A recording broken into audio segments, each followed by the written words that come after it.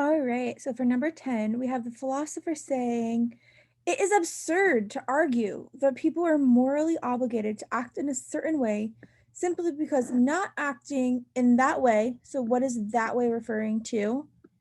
That's referring to this certain way would be unnatural. So, we're saying, hey, it's crazy to argue that people are morally obligated to act in this certain way because if they weren't acting in this way, it would be unnatural.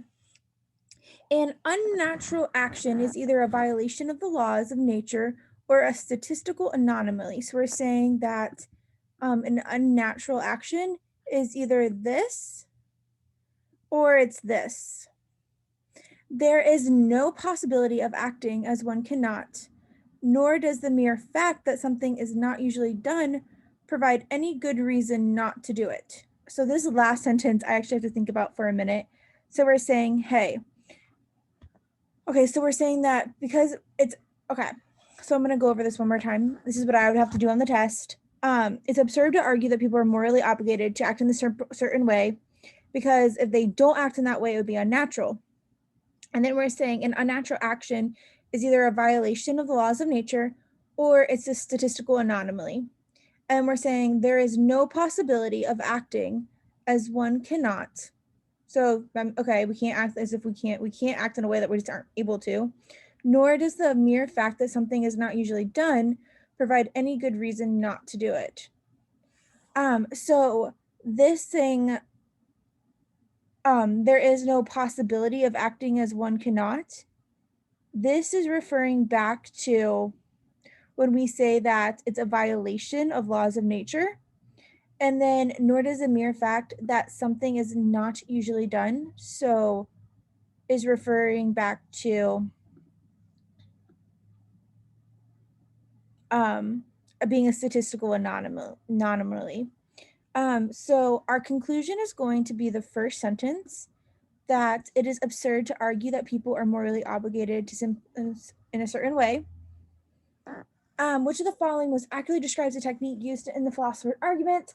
So my prediction here, like my loose prediction, is just going to be that we get to this by defining what an unnatural action is and then showing why the support doesn't justify like why we can't do something just because it's unnatural. All right, A says undermining a concept by showing that its acceptance would violate a law of nature.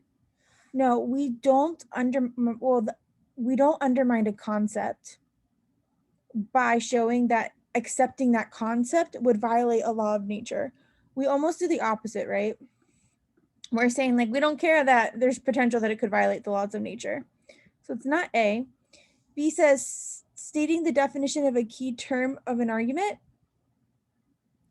I mean, I guess so, because we do define what an unnatural action is. So I'm going to leave B open. C says using statistical findings to dispute a claim. We don't have any statistical findings in our argument, so it's not C. D says undermining a claim or weakening a claim by showing that the claim is self-contradictory. I don't think that we show that the claim that people are morally obligated to act in a certain way because not acting that way would be unnatural. We don't show that that's contradictory or any way. We just say that it's not any good reason not to do it. And then E says using empirical evidence to support one definition of a key term of the argument over another. So I don't like E because this would be showing us evidence that we're saying like, hey, the definition of this key term is more fitting here than this other definition. And we don't use two different definitions of unnatural here. We only have one definition. And so because of that, our answer is going to be B.